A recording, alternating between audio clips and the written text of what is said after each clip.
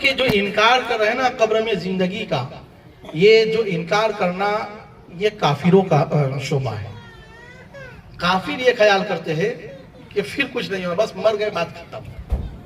مگر مومن جانتے ہیں کہ قبر میں زندہ ہونا ہے۔ ثم یحییکم، پھر تمہیں جلائیں گے، پھر تمہیں ماریں گے۔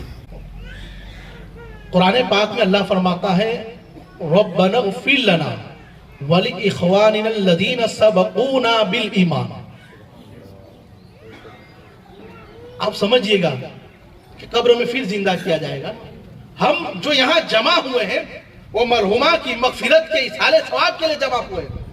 لوگ کہتے ہیں مرنے کے بعد کیا فائدہ؟ دیکھو قرآن سنو کہ مرنے کے بعد اصحال ثواب کرنے میں فائدہ کیا ہے۔ اگر فائدہ نہ ہوتا تو اللہ فی القرآن میں کیوں فرماتا ربنا اغفر لنا وَلِإِخْوَانِنَا الَّذِينَ سَبَقُونَا بِالْإِيمَانِ، یا اللہ ہماری مغفرت فرما اور ہم سے پہلے جو اس دنیا سے جا چکے ہیں یا اللہ ان کی بھی مغفرت فرما۔ ہم سے پہلے جو دنیا سے جا چکے ہیں یا اللہ ان کی مغفرت فرما۔ اب کس کا عقیدہ ہے کہ فائدہ نہیں ہوتا؟ یہ اصحال ثواب کی محفل جارت تیجا چالیسہ جو بھی ہیں، ہم کیا کرتے ہیں اس میں؟ قرآن کی تلاوت کرتے ہیں، ذکر و اذکار کرتے ہیں، دین کی بات کرتے ہیں۔ آپ دیکھیے نا تو قرآن کی اس آیت کریمہ سے ہمیں کیا معلوم ہوا کہ اللہ ہماری مغفرت فرما۔ ربنا اغفر لنا وَلِإِخْوَانِنَا الَّذِينَ سَبَقُونَا بِالْإِيمَانِ، اے اللہ ہماری مغفرت فرما اور ہم سے پہلے جو اس دنیا سے ایمان کے ساتھ بالایمان، بے ایمان نہیں، بالایمان، جو ایمان کے ساتھ اس دنیا سے جا چکے ہیں ان کی بھی مغفرت فرما۔ ہم دنیا میں رہ کر اس دنیا سے جانے والوں کی مغفرت کی بھی دعا کر رہے ہیں، گویا یہ بتا رہے ہیں کہ جو اس دنیا سے جا چکا ہے قبر میں اللہ اس کو بھی فائدہ عطا فرماتا ہے۔ ہماری سبحان اللہ سبحان اللہ۔ یہ اور لوگوں کا عقیدہ ہے قبر میں جانے کے بعد کوئی فائدہ نہیں ہوتا۔ ہمارا عقیدہ قرآن اور حدیث سے ہے، نبی کی تعلیمات سے ہے، حضور علیہ السلام کے فرمان سے ہے، آقا کریم صلی اللہ علیہ وسلم کے دیوانوں۔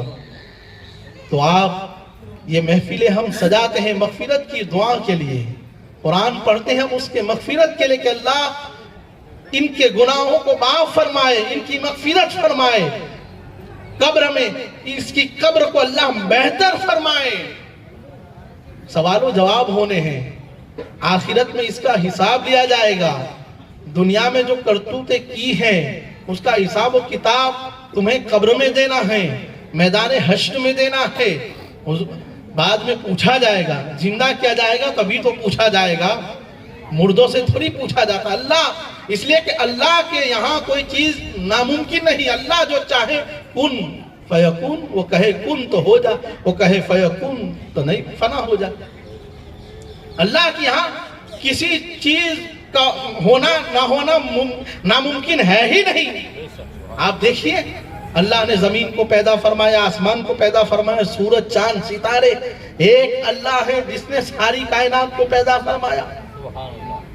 لیکن کسی کہو کسی غیر سے کہ ایک اللہ ہے جسے ہم مانتے، جس نے ساری کائنات کو پیدا فرمایا، تو کچھ ایسے بھی ملیں گے جو مانتے نہیں ہیں اس کو بھی۔ ضروری نہیں کہ ہر بندہ ہر بات کو مانے، اللہ ہی کا بندہ ہے مگر اللہ کی بات کو وہ نہیں مانے گا، کیونکہ اس کے دماغ میں یہ بات اترنے والی نہیں ہے نا، اس کے دماغ میں بات نہیں اتر رہی، کیونکہ نہ اس نے قرآن کو سمجھا ہے، نہ قرآن لانے والے پیغمبر کو سمجھا ہے، اس نے نہیں سمجھا، دین کو نہیں سمجھا۔ اسی طریقے سے کچھ باتیں ایسی ہوتی ہیں جو آج ہمارے اندر مسلمانوں کے اندر سمجھ میں نہیں آتی کہ بھئی قبر میں جانے کے بعد تمہیں زندہ کیا جائے گا، تو کچھ لوگ ہاں ایسا بھی ہوتا ہے قبر میں 3 سوال کیے جائیں گے، تو سوالات میں بھی پھر اختلاف۔ مگر یقیناً دوستو اللہ کے رسول کی تعلیمات کا آپ مطالعہ کریں کہ حضور پاک صلی اللہ علیہ وسلم کے دیوانوں قبر کی ہول نہ کیا۔ آقا علیہ السلام فرماتے ہیں جب اللہ کے نافرمان کو قبر میں اتارا جائے گا تو قبر اس کو ایسے دبوچے گی. حضور نے ایک انگلی کو دوسری انگلی سے ہتھیلی سے ملا کر صحابہ کے درمیان ارشاد فرمایا کہ ایسے اللہ کے نافرمان کو دبوچے گی کہ اس کی ایک پسلی دوسری پسلی سے مل جائے گی. جو بندہ اللہ اس کے رسول کا نافرمان ہے اسے ایسے دبوچے گی، ایسے عذاب اس کے لیے بن جائے گی کہ ایک پسلی دوسری پسلی سے مل جائے گی. تو اسے زندہ کر کے اسے یہ عذاب دیا جائے گا تاکہ اسے گناہ یاد دلائے جائے اور اسے احساس ہو اس کے گناہ کا. عزیزان ملت اسلامیہ، مگر جو اللہ کے وفادار ہیں، رسول اللہ کے وفادار ہیں، ان کے لیے پھر وہی قبر اللہ کے رسول فرماتے فراغ چوری ہو جائے گی اور حد نظر تک چوری ہو جائے گی. اور اللہ جس چیز کو چاہے اس کے لیے کوئی چیز ناممکن ہے ہی نہیں. اللہ رب العالمین جس چیز میں جان ڈالنا چاہے، بے جان ہو تو اللہ چاہے تو اس میں جان ڈال دے.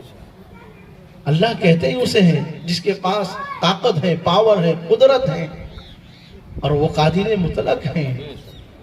آپ نے نہیں قرآن میں پڑھا کہ اللہ نے جناب مریم کو بغیر شوہر کے بیٹا عطا فرمایا.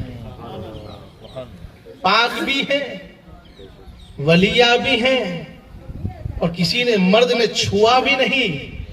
اور اللہ کی قدرت دیکھیے کہ اللہ نے اسے بیٹا عطا فرمایا. اللہ جو چاہے وہ کر سکتا ہے. جو بغیر ماں باپ کے آدم اور حوا کو پیدا فرماتا ہے، اس کی قدرت ہے نا. بغیر ماں باپ کے. اب اگر کسی سے کہے بغیر ماں باپ کے تو ایسے بھی ملیں گے آپ کو جو انکار کریں گے. ایسا ضرور نہیں کہ وہ مان لے اس بات کو کہ بغیر ماں باپ کے، لیکن ایمان والے جو ہیں نا وہ اس بات کو مانیں گے کہ بغیر ماں باپ کے بے شک اللہ نے آدم اور حوا کو پیدا فرمایا ہے. قرآن کو جو مانتے ہیں وہ مانیں گے کہ بغیر باپ کے اللہ نے عیسیٰ پیغمبر علیہ السلام کو پیدا فرمایا ہے. تو قرآن کو جو مانتے ہیں مانیں گے کہ دنیا میں رہ کر جو مغفرت کی دعا اپنے مرحومین کے لیے کی جاتی ہے اس کا فائدہ انہیں قبر میں ہوتا ہے. سبحان اللہ، سبحان اللہ، کیا اشارہ. اسے اس کا فائدہ قبر میں ہوتا ہے. عزیزان ملت اسلامیہ، تو ہم اپنے بزرگوں کو یہ طریقہ اولیاء کاملین، بزرگان دین، علماء کرام نے ہمیں دیا ہے.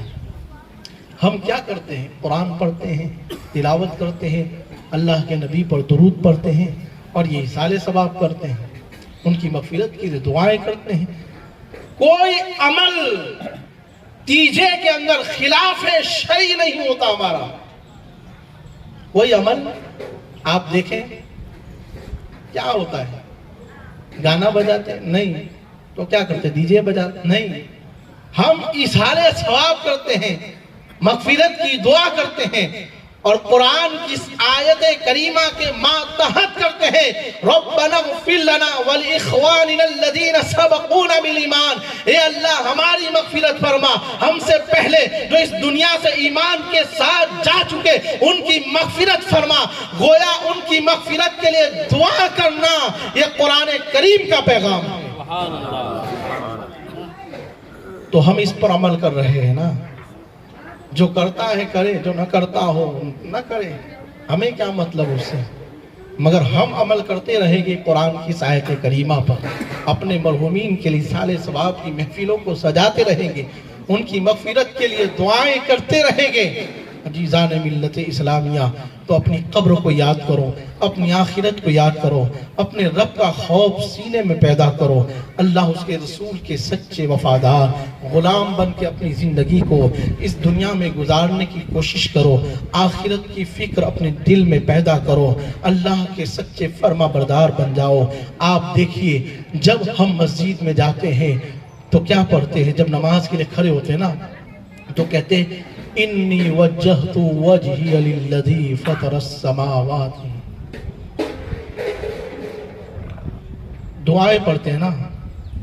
ہم مسجد میں جاتے ہیں تو دعائیں کرتے ہیں، کئی دعائیں پڑھتے ہیں، اس میں نماز کی بھی نیت کرتے ہیں. نماز کی نیت کیا کرتے ہیں؟ نماز کی نیت ہم ایسے کرتے ہیں کہ اللہ، مختصر میں آپ کو بتاؤں، میرا منہ کعبہ شریف کی طرف. کیا کرتے ہیں؟ اے اللہ میرا منہ تیرے مقدس گھر کی طرف، قبلہ کی طرف، میں تیری طرف کھڑا ہوا ہوں. یہی تو کہتے پیچھے اس امام کے بعد میں، مگر پہلے کیا کہیں گے؟ میرا منہ کعبہ شریف کی طرف. اکیلے پڑھ رہا ہے تو پیچھے نہیں آئے گا اس امام کے. اے اللہ میرا منہ کعبہ شریف کی طرف، تیرے گھر کی طرف، تیرے مقدس عظمت والے برکت والے گھر کی طرف. اب نماز بھی کتنی بڑی عبادت ہے جس میں آپ کھڑے ہوتے ہیں تو اپنا منہ اللہ کی طرف کرتے ہیں، اور جب تک اپنا منہ اللہ کی طرف نہیں کرو گے نماز صحیح نہیں ہوگی، اللہ کی عبادت صحیح نہیں ہوگی. تو اب منہ خدا کے گھر کی طرف کیا نا، اللہ کی طرف. یعنی آپ جب نماز میں، اب پھر خیال کیوں جب اللہ کی طرف کیا تو اب اللہ اکبر کہہ کے جب ہم نے رکعت باندھ لی تو کوئی ایسا نہیں ہے امام صاحب سے لے کر کوئی مقتدی تک کہ جس سے کوئی خیال نہ آتا. اگر کوئی کہتا ہے مجھے خیال نہ، وہ جھوٹا ہے. کوئی خیال نہ آتا ہو ایسا ہے ہی نہیں. وہ اور بات ہے کہ کسی کو رسول پاک کا خیال آ جائے، ورنہ ہر ایک کو خیال آتا ہے نا. ایسا ہے ہی نہیں. ارے سرکار حضرت بایزید بستامی رحمت اللہ علیہ اللہ کے ولی کامل مقرب بندے، مگر ارشاد فرماتے ہیں کہ ایک دن ایک رات میں نے ایسا سوچا کہ آج اللہ کی بارگاہ میں ایسی نماز پڑھوں کہ اس کے سوا کسی کا خیال نہ آئے. حضرت بایزید فرماتے ہیں رات گزر گئی مگر رات نماز پڑھتا رہا، دو رکعت کر کے، چار رکعت کر کے نماز پڑھتا رہا، مگر ایسا ممکن ہی نہیں ہوا کہ کبھی خیال نہ آیا ہو. رات گزر گئی کبھی خیال نہ آیا. اتنا متقی شخص ولی کامل فرماتے رات گزر گئی مگر کبھی ایسا نہیں ہوا کہ خیال نہ آیا ہو. ایسی رکعت ایک نہیں پڑھ سکا، پوری رات نماز پڑھتا رہا. اللہ اکبر. تو پھر ہر ایک کو خیال آنا ہے. تو خیال آنا ہے تو پھر مال کا کیوں، دکان کا کیوں، رشتہ داروں کا کیوں، اہل و عیال کا کیوں؟ اللہ کا جو سب سے زیادہ قریب تھا اور اللہ جس سے سچی محبت کرتا ہے، اللہ نے جس کے لیے کائنات کے نظام کو بنایا ہے، اسی شخص کا ہم خیال کیوں نہ لائے؟ حضور کا خیال کیوں نہ لائے؟ رحمت للعالمین کا، اللہ کے گھر کا، مقدس خانہ کعبہ کا خیال کیوں نہ لائے؟ جب ان کا خیال آئے گا تو انشاءاللہ نماز میں بھی برکت پیدا ہوگی. اب میں عرض یہ کر رہا تھا کہ منہ کعبہ شریف کی طرف. اب قبر میں اتارا جاتا ہے ہمیں تو ہر ایک کا منہ کعبے کی طرف کیا جاتا ہے، ہر ایک کا منہ قبلے کی طرف کیا جاتا ہے. کئی واقعات موجود ہیں، کتابوں میں بھرپور ہیں کہ کئی اللہ کے نافرمان، اللہ تبارک و تعالی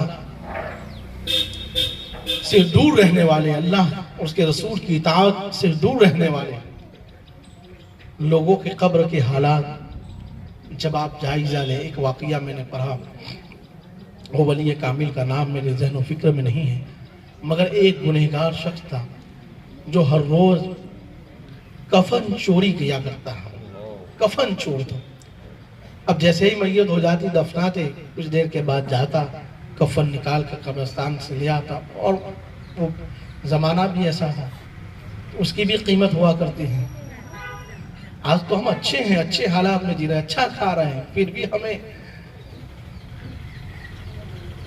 لیکن دیکھیے کفن چور جو کفن چرائے جاتے ہیں وہ کیسا دور ہوگا.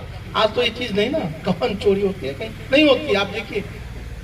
لیکن وہ دور کیسا ہوگا، وہ لوگ کتنے پریشان ہو گئے اس دور کے لوگ کہ کفن چورا جاتے ہیں، قبر کو کھود کر، محنت کر کے کھود کے چورا کے جاتے ہیں. آج تو ہم ایسو آرام سے زندگی گزار رہے ہیں، پھر بھی اللہ کے ذکر سے غافل ہیں، پھر بھی اللہ کی عبادت سے دور ہیں. بہرحال وہ بزرگ اس زمانے کے اندر وہ کفن چوری کیا کرتا تھا. ایک دن ایسا ہوا کہ جب ایک عورت مر گئی تو کفن چوری کے لیے گیا. اب گیا، قبر کو کھودی اور کفن جیسے ہی اسے ہاتھ لگانا چاہا، اب دیکھیے اللہ کیسے جان پیدا کر دیتا ہے. اس عورت نے اسے کھینچ کر ایک تماچا مارا، جس کے نشان اس کی انگلی پر، اس کے گال پر پڑ گئے، اس کی انگلیوں کے نشان. اب وہ کانپ اٹھا. ایسا منظر تو کبھی دیکھے، اتنے سارے کفن چرائے لیکن کبھی ایسا واقعہ پیش نہیں. ایک دن آ ہی جاتا ہے تو آ گیا. اب وہ وہاں سے بھاگا اس وقت ایک بزرگ تھے، ان کے پاس پہنچا اور پھر ان کو کہنے لگا کہ حضور، ان کی مجلس تھی، محفل ختم ہوئی تو کہنے لگا کہ حضور اگر آپ مجھے امان دیں تو میں آپ کو ایک بات بتانا چاہتا ہوں۔ اس نے چادر اڑی ہوئی تھی، اپنا گال چھپایا ہوا تھا جہاں نشان پڑ گئے تھے۔ اس بزرگ نے پوچھا کہ یہ چھپایا کیوں ہے چہرہ؟ تو اس نے کہا حضور اگر آپ امان دینا تو میں ایک بات بتانا چاہتا ہوں۔ کہا ٹھیک ہے، میری طرف سے تمہیں امان ہے، بتاؤ۔ اس نے کہا کہ حضور ایسا ہوا، جب کفن چوری کے لیے گیا تو ایک عورت زندہ ہو گئی، اس نے تماچا لگایا، پھر سو گئی، اس کے نشان ہیں۔ اللہ اکبر۔ اس بزرگ نے دوسرے بزرگ سے بات کی، اللہ والے سے، تو اس اللہ والے نے اس شخص کو بلایا، بلا کر انہوں نے پوچھا کہ نوجوان تو نے کافی کفن چرائے ہوگے اس سے پہلے؟ کہا ہاں میں نے چرائے ہیں، میں اللہ کی بارگاہ میں توبہ کرنا چاہتا ہوں، اچھا بننا چاہتا ہوں، گناہوں سے باز آنا چاہتا ہوں، یہ واقعہ میرے لیے عبرت بن چکا ہے۔ تو صلی اللہ والے نے پوچھا اچھا تم نے کافی کفن چرائے تو ان مردوں کو دیکھا ہوگا؟ کہا ان کے چہروں کو دیکھا ہے۔ کہا جب تم کفن چراتے ہیں اور ان کے جسم سے کفن کو نکالتے ہیں ان کا چہرہ کس طرف ہوتا ہے؟ وہ کہتا ہے کہ جب ان کے کفن کو میں چراتا ہاں تو دیکھتا ہاں کہ اس کا چہرہ، کچھ چہرے ایسے ہوتے ہیں جو قبلے کی طرف ہوتے ہیں اور کچھ چہرے ایسے ہوتے ہیں جو قبلے سے مڑے ہوئے ہوتے ہیں۔ اس بزرگ نے پوچھا تم جانتے ہو کچھ چہرے ایسے ہوتے ہیں جو قبلے کی طرف ہوتے ہیں اور کچھ چہرے ایسے تم نے دیکھے جو قبلے سے مڑے ہوئے دیکھے؟ اس بزرگ نے پوچھا اکثر زیادہ چہرے تم نے کیسے دیکھے؟ تو اس شخص نے کہا اکثر میں نے قبلے سے مڑے ہوئے چہرے دیکھے، قبلے سے ہٹ کر چہرے دیکھے۔ اللہ اکبر۔ آج ہم مرتے ہیں، ہمارا چہرہ قبلے کی طرف کر دیا جاتا ہے، ہم نماز پڑھتے ہیں چہرہ قبلے کی طرف ہوتا ہے۔ وہ بزرگ فرماتے ہیں کہ سنو جب تم مرتے ہو چہرہ قبلے کی طرف ہوتا ہے، جب تم نماز پڑھتے ہیں چہرہ قبلے کی طرف تمہارا ہوتا ہے، مرنے کے بعد چہرہ قبلے کی طرف کیا جاتا ہے۔ وہ بزرگ فرماتے ہیں سنو تمہارا چہرہ جب قبلے کی طرف کیا جاتا ہے تو یہ درست ہے اور اچھے اعمال کی نشانی ہے اور اس کی مغفرت کی ضمانت ہے، مگر جب اس کا چہرہ، جن چہروں کو تم نے قبلے سے مڑا ہوا دیکھا ہے نا، وہ اللہ کے نافرمانوں کی نشانی ہے۔ جو چہرے قبلے سے پھیر دیے جاتے ہیں وہ اللہ کے نافرمانوں کی نشانی ہے۔ اللہ تبارک و تعالیٰ کے عذاب میں مبتلا اور گرفتار ہونے والوں کی نشانی ہے۔ اللہ اکبر۔ وہ کون لوگ ہیں جو نمازوں کو چھوڑتے ہیں؟ وہ کون لوگ ہیں جو غیبتیں کرتے ہیں؟ وہ کون لوگ ہیں جو برائیاں کرتے ہیں، جن کے چہرے قبلے سے پھیر دیے جاتے ہیں؟ میں بڑی ذمہ داری سے کہتا ہوں کون لوگ ہیں جن کے اعمال اچھے نہیں ہوتے، ان کے چہرے بھی دنیا کعبے کی طرف پھرا کر آتی ہے، مگر پروردگار ان کا چہرہ مرنے کے بعد قبلے کی طرف پسند نہیں فرماتا۔ آپ دیکھیے نا، ایک بزرگ کا قول میں نے پڑھا، کسی نے پوچھا کہ ہم کیسے جانے کہ اللہ ہم سے راضی ہے کہ نہیں؟ تو اس بزرگ نے کہا، ارشاد فرمایا کہ جس دن تم اللہ کی عبادت کرو، نمازی بن جاؤ، سمجھ لینا اللہ تم سے راضی ہے۔ یعنی اللہ تمہیں نماز کی توفیق دے دے تو سمجھ لو تمہارا اللہ تم سے راضی ہے۔ یعنی اللہ تبارک و تعالیٰ کی بارگاہ میں جب تمہارا چہرہ قبلے کی طرف ہو جائے تب دنیا میں بھی اللہ تم سے راضی رہتا ہے، اور قبر میں بھی جب تمہارا چہرہ خدا کے قبلے کی طرف رہے تب بھی اللہ تم سے راضی ہوتا ہے۔ اللہ قبر میں بھی تب تم سے راضی ہوتا ہے، دنیا میں بھی تب تم سے راضی ہوتا ہے جب چہرہ قبلے کی طرف ہو۔ تو دوستو، جو اللہ تمہارا چہرہ دنیا میں قبلے کی طرف پھیر دے وہ تم سے راضی ہے، قبر میں قبلے کی طرف پھیر دے وہ تم سے راضی ہے، تم پھر اللہ کی طرف اپنے آپ کو کیوں نہ موڑے، اس رب کی طرف کیوں نہ جائے، اس رب کی بات پر عمل کیوں نہ کرے جو ہم سے بڑی محبت کرتا ہے، ہم سے بڑا پیار کرتا ہے، 70 ماؤں سے زیادہ پروردگار ہم سے محبت کرتا ہے، گناہ پر گناہ کرتے ہیں، وہی اللہ کہتا ہے آؤ میری رحمت تمہارے لیے بڑی ہے، میری رحمت تمہارے لیے وسیع ہے، میں تمہارے گناہوں کو معاف فرما دوں گا، آؤ چلے آؤ میری بارگاہ پہ چلے آؤ، میں تمہارے گناہوں کو مٹا دوں گا، آؤ نماز پڑھنے کے لیے آؤ، میں تمہارے گناہوں کو مٹا دوں گا، آؤ تمہارے گناہوں کو مٹا دوں گا۔ اللہ تمہارے گناہوں کو مٹانے کے لیے تیار ہے۔ اللہ کے رسول صلی اللہ تعالی علیہ وسلم ارشاد فرماتے ہیں کہ جو آیت کریمہ میں نے پڑھی لا الہ الا انت سبحانک انی کنت من الظالمین، آقا علیہ السلام فرماتے ہیں جو بندہ مومن اسے دین میں 40 مرتبہ اس کا ورد کرتا ہے، بیمار ہے تو اللہ اسے شفا عطا فرما دیتا ہے، موت آتی ہے تو اللہ اس کا حشر شہیدوں کے ساتھ فرمائے گا، اور آقا فرماتے ہیں اگر وہ زندہ رہا تو اللہ اس کے سارے گناہوں کو معاف فرما دیتا ہے۔ اگر وہ زندہ رہا تو اللہ تمہارے گناہوں کو معاف فرما دیتا ہے۔ کتنا کریم رب ہے، ایک چھوٹی آیت پڑھو اللہ تمہارے گناہوں کو معاف فرما دے۔ جب چھوٹی آیت پر اللہ گناہوں کو معاف فرما دیتا ہے تو افضل العبادات جو نماز ہے تو اسے ادا کرو گے، اس میں قرآن کی کئی آیتیں پڑھو گے تو اللہ کتنے گناہوں کو معاف فرما دے گا، اللہ کتنے گنہگاروں کی بخشش فرما دے گا۔ عزیزان ملت اسلامیہ، تم اللہ کی بارگاہ کی طرف لوٹیں، اللہ کی طرف آئے، اللہ نے ہمیں زندگی دی ہے اس کا شکر ادا کریں، موت کے آنے سے پہلے اللہ کے فرما بردار بن جائے، اس لیے کہ دنیا میں ہم جس کے فرما بردار ہوتے ہیں اور ہم جس سے دنیا میں محبت کرتے ہیں، آپ دیکھیں دنیا کا ایک مزاج بھی ہے نا، ہم جس کے فرما بردار ہوتے ہیں ہم اس سے جو مانگتے ہیں وہ اپنی حیثیت کے مطابق دیتا ہے اور ہمیں عطا کرتا ہے۔ ایک دنیا دار اپنی حیثیت کے مطابق ہمیں محبت کرنے پر، بیٹی کی شادی پر پیسوں کی ضرورت ہے وہ دیتا ہے، پریشان حال ہے گھر میں فاقہ کشی ہے وہ ہم سے محبت کرتا ہے، ہم مانگتے ہیں وہ دیتا ہے۔ دنیا دار اپنی عقل کے مطابق تمہیں مال دیتا ہے، مگر قربان جاؤ اللہ تبارک و تعالیٰ تو ایسا احکم الحاکمین ہے، ایسا پروردگار ہے کہ جس کی بارگاہ میں کسی چیز کی کمی نہیں ہے تو اس سے مانگو، اس سے طلب کرو، پھر دیکھو وہ کیوں نہیں دے گا۔ اس کی بارگاہ میں ہاتھ اٹھاؤ، اس کے پیغمبر کو وسیلہ بنا کر دعا کرو، بغیر وسیلے کے نہ کیا کرو۔ حضرت آدم کی سنت پر عمل کرو کہ جب انہوں نے دعا کی اللہ کی بارگاہ میں تو پیغمبر اعظم محمد عربی صلی اللہ تعالی علیہ وسلم کو وسیلہ بنایا، یا اللہ میں اس ذات اسم محمد کو تیری بارگاہ میں وسیلہ بنا کر میں اپنی جو خطا ہوئی ہے پروردگار اسے معاف فرما دے۔ کئی سالوں تک روتے رہے، خطا معاف نہیں ہوئی تھی، مگر پیغمبر محمد رسول اللہ صلی اللہ علیہ وسلم کے نام کی برکت دیکھیے کہ حضور کے نام کا وسیلہ لیا، آدم کی خطا کو اللہ نے معاف فرما دیا۔ اے پیغمبر کے غلاموں، اللہ نے تمہیں ایسا نبی دیا ہے کہ جس کا وسیلہ لے کر آدم نے دعا پروردگار کی بارگاہ میں کی تو اللہ نے آدم کی خطا کو معاف فرما دیا۔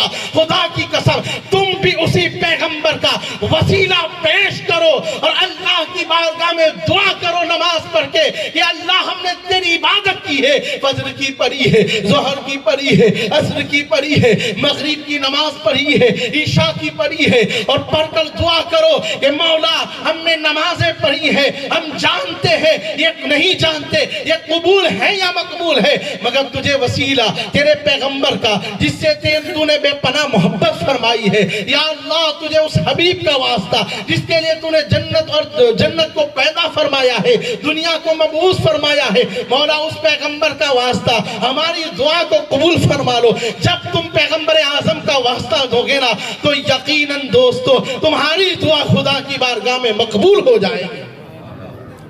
آپ دیکھیے حضور کی پیدائش کے پہلے کے واقعات ہیں۔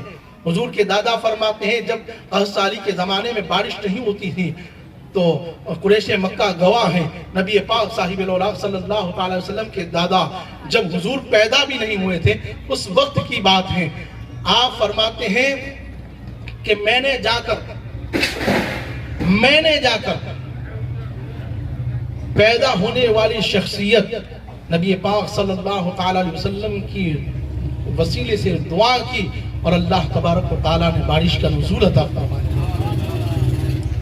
اے آقا علیہ السلام کے غلاموں، حضور کے وسیلے سے دعا کرو تو دعائیں مقبول ہوتی ہیں، دعائیں قبول ہوتی ہیں۔ اللہ اس کے رسول کی محبت اپنے سینے میں بناؤ تو زندگی بھی جینے کے لیے حضور کی سنتیں تمہیں نصیب ہوگی۔ آقا علیہ السلام کے دیواروں بہت ساری باتیں ہیں، تو حضور کا پیار سب کچھ ہے، حضور کی محبت سب کچھ ہے۔ مغفرت بھی چاہتے ہو تو اللہ کے رسول سے سچی محبت کیجئے، انشاءاللہ تعالی قبر کے اندر بھی حضور کام آئیں گے، اور میدان حشر بھی نبی پاک صلی اللہ علیہ وسلم کی ذات کام آئے گی۔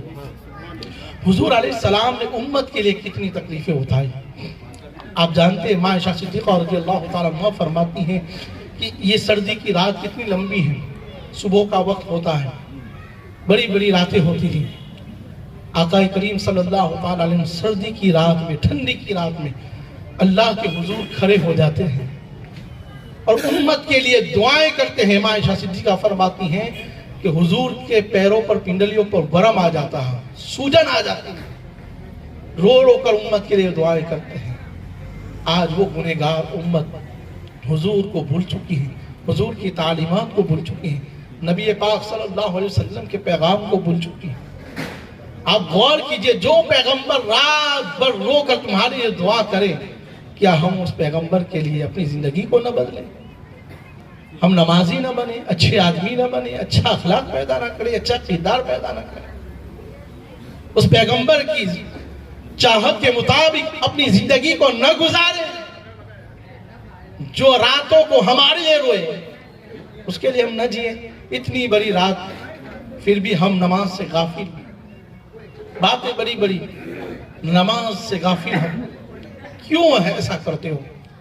آؤ اللہ کی بارگاہ میں، سردی کی بڑی نیند بھی ختم ہو جاتی ہے۔ ارے حدیث پاک کا مفہوم ہے کہ اللہ جو عشاء کی نماز پڑھتا ہے، اللہ اس کی نیند میں راحت اور سکون عطا فرماتا ہے۔ سبحان اللہ۔ اب بتاؤ، عشاء کی نماز پڑھنے والے کی نیند میں راحت اور سکون، تو سکے کے دو پہلو ہوتے ہیں نا۔ آپ دیکھیے، جب اللہ اس میں راحت اور سکون، دین ہے تو رات ہے، آپ دین اور رات کو کیسے پہچانتے ہیں؟ اندھیرا ہوتا ہے تو ہم سمجھتے ہیں رات ہے، اور اجالا ہوتا ہے تو ہم اسے سمجھتے دین ہے۔ دین اور رات میں بھی پہچان اللہ نے بنائی ہے نا، ہم جانتے ہیں کہ یہ اجالا، یہ اندھیرا، رات اور دین کا فرق کرتا ہے۔ اسی طریقے سے آپ دیکھیے کہ جو حضور نے فرمایا کہ نیند میں راحت چاہتے ہو، آقا کریم صلی اللہ علیہ وسلم نے فرمایا عشاء کی نماز پڑھو، نیند میں سکون ملے گا۔ اور حضور نے فرمایا وہ بات تو سچی ہے، جو اس پر عمل کرتے ہیں، سو جاتے ہیں تو سکون ملتا ہے، اطمینان ملتا ہے۔ جن کا یقین ہے انہیں یقیناً اطمینان ملتا ہے، مگر جو لوگ دنیا کے لیے رات کے 12 1 بجے تک جاگتے رہتے ہیں اور نمازوں سے غافل ہیں، فجر کی نماز چھوڑ دیتے ہیں، ان کا کیا حال؟ آپ کو جاگنا بھی ہے اور فجر بھی نہیں پڑھنی، اور پھر ہمیں کہنا ہے کہ ہم اٹھ نہیں پاتے، ہمیں یہ ہوا ہے۔ رسول پاک صلی اللہ علیہ وسلم کے غلام ہونا تو آپ کو اٹھنا پڑے گا، اٹھ کیوں نہیں پاتے؟ آپ کو جاگنا پڑے گا، فجر کی نماز پڑھنا پڑے گی۔ نیند میں راحت ہے، سکون ہے، اور جو فجر کی نہ پڑھے تو اس کی نیند میں راحت نہیں، اس کی نیند میں سکون نہیں۔ جب نیند میں راحت اور سکون نہیں، نیند بے چین ہے تو زندگی بے چین ہو جائے گی۔ نیند بے چین کر دی نا تم نے، نماز کو ترک کر کے عشاء کی نیند کو بے چین کر دی۔ تو نیند ایک ایسی چیز ہے کہ جب آدمی سو جائے نا، غافل ہو جاتا ہے، اور جب وہ غافل ہو جاتا ہے، اس کی نماز اگر چلی بھی، فجر چھوٹ بھی جاتی ہے غافل ہونے کے بعد، تو پھر اسے قضا کا حکم ہے، اس کی پکڑ نہیں ہے، وہ گنہگار نہیں۔ اگر جان بوجھ کر سو رہتا ہے، جاگتا ہے، اذان سن رہا ہے، وہ سو رہتا ہے، پھر پکڑ ہوگی اس کی۔ مگر کب؟ اللہ کے رسول نے یہ بھی تو فرمایا جلدی سو جاؤ، جلدی سو جاؤ گے نا تو آپ صبح میں جلدی اٹھو گے۔ اپنی زندگی کو بدلو، اپنے طرز عمل کو بدلو، اور حضور کی حدیث میں بڑا فائدہ ہے نا، اس لیے وہ مسلمان کامیاب تھے جو حضور کے فرما بردار تھے، جو جلدی سو جاتے ہیں اور جلدی اٹھتے ہیں، تہجد میں اٹھ جاتے ہیں۔ اللہ کے رسول فرماتے ہیں جس نے فجر کی نماز ادا کی اور وہ جب اپنے گھر سے نکلتا ہے تو خدا کے فرشتے اس کے ساتھ ہوتے ہیں، اور جس نے چھوڑ دی، حضور فرماتے ہیں جو فجر کی نماز کو جان بوجھ کر ترک کرتا ہے، چھوڑ دیتا ہے، گویا جب وہ اپنے گھر سے نکلتا ہے تو شیطان کا جھنڈا لے کر نکلتا ہے۔ اس کا جھنڈا शैतान का। अब शैतान का झंडा लेकर निकलने वाला कामयाब कैसे हो सकता है? दिन भर हम कहते हैं रोजी में बरकत नहीं, बीवी मानती नहीं, ये होता नहीं, बेटी करती नहीं, वो होता नहीं, तो कैसे होगा? आप तो झंडा ही शैतान का लेकर निकले हो। रहमत का लेकर फजर की पढ़ के निकलते तो बात बनती कुछ, रोजी में बरकत होती, रिज़्क़ सुबह में बांटा जाता है, घर के दरवाजे बंद होते हैं। तो शैतान का झंडा लेकर निकलने वाला कभी कामयाब नहीं हो सकता। जिसके हाथ में अल्लाह उसके रसूल के दामन का झंडा था, वो कल भी कामयाब थे, आज भी कामयाब है। अबू बकर सिद्दीक के हाथ में रसूलुल्लाह के दामन का झंडा था, कल भी कामयाब थे, आज भी कामयाब है। उमर फारूक आजम के हाथ में जब तक अल्लाह उसके रसूल की मोहब्बत का झंडा नहीं था, नाकाम थे, काबे को देख रहे थे मगर कामयाब नहीं हो रहे थे। मगर जब हुजूर की मोहब्बत दिल में आ गई और दामने मुस्तफा को थाम लिया और अल्लाह उसके रसूल के झंडे को पकड़ लिया और नमाजी मुत्तकी परहेजगार बन गए, तो फिर देखिए दरियाओं पर उनकी हुकूमत जारी हो गई, समंदरों पर उनकी हुकूमत जारी हो गई, जानवरों पर उनकी हुकूमत जारी हो गई।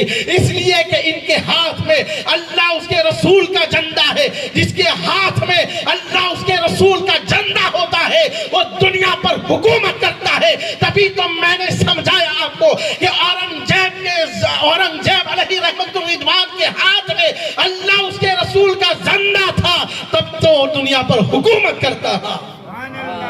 तब तो मोइनुद्दीन चिश्ती के हाथ में अल्लाह उसके रसूल का झंडा था, अल्लाह उसके रसूल से राजी करने वाला उनके पास तर्ज अमल था, तभी तो वो दुनिया पर हुकूमत करते हैं। अजीज़ान मिल्लत इस्लामिया, हमें भी चाहिए कि अल्लाह उसके रसूल के झंडे को लेकर निकले। जिस दिन रसूलुल्लाह के दामन से सच्ची मोहब्बत हो गई और हुजूर में ऐब तलाश करना बंद कर दिया, खुदा की कसम तुम कामयाब और कामरान हो जाओगे। अरे जिस पैगंबर के गुलामों को ये हुक्म नहीं है कि वो अपनी माँ के ऐब तलाश करे, वो पैगंबर के गुलाम अपने नबी के कैसे ऐब तलाश कर सकते? आप गौर करें, जिस पैगंबर के गुलामों को ये नहीं कि वो अपनी माँ अगर बेऐब ऐब वाली है ना, फिर भी उसे हुक्म नहीं कि वो इसके ऐब बयान करे। माँ है ना, मोहब्बत कर रहे हो, माँ है, जानते हो कि गलत रास्ते पर जा, फिर भी नहीं। तो फिर जब एक माँ जो तुमसे 70 अल्लाह जिसे इससे भी 70 गुना मोहब्बत कर रहा है, माँ की बड़ी मोहब्बत होती है ना, लेकिन माँ से भी ज्यादा, हदीस पाक का मुख्तसर मफहूम बयान फरमा, माँ से भी ज्यादा उम्मत से रसूलुल्लाह मोहब्बत कर रहे हैं, हुजूर मोहब्बत कर रहे हैं। तो कुरान कहता है ज़ालिकल किताबु ला रैब फीह, ये कुरान जो है ना वो बेऐब है, इसमें कोई ऐब नहीं, कुरान में कोई ऐब नहीं। तो मान जाओ कि जब कुरान जिस पैगंबर पर नाजिल हुआ वो कुरान नाजिल होने वाला बेऐब है, तो जो पैगंबर है वो भी बेऐब है, वो भी बेऐब है, उनका भी कमाल नहीं। और बेऐब थे तभी, हमारे उनमें फर्क है ना, वो उंगली का इशारा करते डूबा सूरज लौटा था, सुभान अल्लाह, उंगली का इशारा करते चांद के टुकड़े कर देते, सुभान अल्लाह, है ना। पैगंबर बेऐब है, उंगली का इशारा करते चांद के टुकड़े कर देते, खुश्क थनों से दूध निकल पड़ता, जहन्नमी पर नजरे करम करते, जन्नती कर देते, सुभान अल्लाह, सुभान, दुआ उमर के लिए करते, ईमान ले आते, सुभान अल्लाह, सुभान अल्लाह। पैगंबर बेऐब है। अरे हदीस है पाक है ना, हुजूर फरमाते हैं कि जब मैं काबा में जाता था तो हजरे अस्वद वो पत्थर है जो मुझे पहचानता था, जानता था, मुझ पर दुरूद पढ़ता था। जो पत्थर जिसके अंदर जान नहीं है वो नबी को जान जाए, अल्लाह ताला की कुदरत है, अल्लाह जिसे चाहे वो जनवा दे। तो जो पत्थर काबे में नबी पर दुरूद पढ़े, नबी को जान जाए, हम इंसान होकर नबी को न पहचान पाए, हम गुलाम होकर उनकी मोहब्बत का दावा करके उनके सच्चे दाई न बन सके, सच्चे गुलाम न बन सके, तो ये कैसी हमारे लिए बात है। अजीज़ान मिल्लत इस्लामिया, तो हुजूर के सच्चे वफादार गुलाम बन जाओ, हुजूर से सच्ची मोहब्बत करो, आका अलैहि सलाम के सच्चे दीवाने बन जाओ, इंशाअल्लाह ताला دنیا بھی آباد ہوگی، آخرت بھی آباد ہوگی، دنیا میں بھی کامیابی ملے گی، آخرت میں بھی کامیابی ملے گی۔ میرے امام فرماتے ہیں قبر میں لہرائیں گے تا حشر چشم نور کے جلوہ فرما ہوگی۔ جب طلعت رسول اللہ کی نبی کے غلاموں کا عقیدہ ہے کہ زمین میلی نہیں ہوتی، زمن میلا نہیں ہوتا، محمد کے غلاموں کا کفن میلا نہیں ہوتا۔ دن تم متقین بن جاؤ گے، پرہیزگار بن جاؤ گے، اللہ کے وفادار بن جاؤ گے، ساری مخلوق تمہاری وفادار بن جائے گی، تمہاری فرما بردار بن جائے گی، اللہ اس مخلوق کو تمہاری وفادار بنا دے گا۔ کیا تم نے دیکھا نہیں ہے حضرت بشر حافی رحمت اللہ علیہ جو بصرہ میں آپ پہلے کا حال یہ تھا کہ جب تک اللہ کے وفادار نہیں تھے تب تک کوئی قدر و قیمت نہیں تھی، گناہوں میں زندگی گزر رہی تھی، مگر ایک دن اللہ نے توبہ کا موقع نصیب فرمایا۔ مختصر میں آپ کو بتاؤں، جب انہوں نے توبہ کر لی اور مقام ولایت اللہ کے کلام کی برکت، چھوٹی سی آیت کا ادب احترام کیا، بسم اللہ شریف کا، اللہ کو یہ ادا پسند آ گئی تو اللہ نے اس کی برکت سے مقام ولایت عطا فرمایا، اور عطا فرمایا تو طاقت اور پاور یہ رہا اور آپ کی عزت یہ رہی کہ آپ جب تک بصرہ میں چلتے رہے، ننگے پیر چلتے رہے، کوئی جانور راستے میں پیشاب اور پاخانہ نہیں کرتا۔ ایک دن آپ کا وصال ہو گیا تو ایک بزرگ نے ایک جانور کو پیشاب پاخانہ راستے میں کرتے ہوئے دیکھا، کوئی ٹیلی فون نہیں، کوئی فون نہیں، جب جانور کو بصرہ کے راستے میں پیشاب پاخانہ کرتے دیکھا تو سمجھ گئے کہ بشر حافظ دنیا سے چلے گئے ہیں، بشر حافظ اس دنیا سے چلے گئے ہیں، کیونکہ وہ ننگے پیر چلتے ہیں۔ اللہ جب سے وہ اللہ کے وفادار ہو گئے، گناہ سے توبہ کر لی نا، تو انہوں نے سوچا کہ اب میں چپل کبھی نہیں پہنوں گا، بس اللہ کی محبت میں، اللہ کے رسول کو راضی کرنے کے اللہ کی عبادت کرتا رہوں گا اور ننگے پیر چلتا رہوں گا تاکہ اللہ کی یاد آتی رہے، تکلیفیں بڑھتی رہے، مصیبتیں بڑھتی رہے، اور پھر اسی مصیبتوں کے اندر اللہ کا اجر بھی بڑھتا رہے۔ ہمارے اندر کیا ہے، دیکھیے میں ایک بات پڑھی تھی کچھ دن پہلے کتاب میں کہ جتنی تکلیف زیادہ ہوگی عبادت میں اتنا اجر بھی زیادہ ملے گا، مگر ہمارا ماحول کیا ہے کہ ہم تکلیف کو ختم کرنا چاہتے ہیں۔ ایک بات بتاؤں، مسجد میں گئے، ہوتا ہے نا، ایسا ہوتا ہے اس لیے کہتا ہوں، پنکھا چالو کیا، ایک کو ٹھنڈی لگ رہی ہے، دوسرے کو گرمی لگ رہی ہے، ایک کو ٹھنڈی لگ رہی ہے، دوسرے کو گرمی لگ رہی ہے، یہ کیا ہے؟ تو کوئی کمپرومائز کرنے کے لیے ایک بولتا ہے پنکھا چالو کرو، ایک بولتا ہے بند کرو، اب تیسرا آدمی مؤذن کیا کرے، بند کرے یا چالو کرے؟ وہ تو سلوا گئے بیچ میں۔ لیکن ہم دین کو سمجھے نا، دونوں فریقین کو سمجھنا چاہیے، جو کہہ رہا ہے چالو کرو اور جو کہہ رہا ہے بند کرو۔ اب میں تیسرا آدمی ہوں نا بیان کرنے والا، تب مجھے تو انصاف سے بات بیان کرنا پڑیں گی نا، اس لیے کہ میں یہ کہوں کہ چالو کرو، خود مجھے بھی گرمی لگتی ہے، آپ دیکھیں میں سلام پھیرتا ہوں تو پسینہ پسینہ ہو جاتا ہے، لیکن میں کبھی نہیں کہتا چالو کرو۔ لیکن اب تو جو لوگ یہ کہہ رہے ہیں چالو کرو جنہیں گرمی لگ رہی ہے نا، اگر وہ اس بات پر اتفاق کر لیں کہ اگر گرمی صحیح لگ رہی ہے مگر اللہ کی عبادت کر رہا ہوں، یا اللہ اس گرمی کی شدت کو میں سہن اور برداشت کر کے تکلیف اٹھا کر عبادت کر رہا ہوں، انشاءاللہ اللہ اس کا اجر زیادہ عطا فرمائے گا۔ سبحان اللہ۔ اور جو ہوا کھا رہے ہیں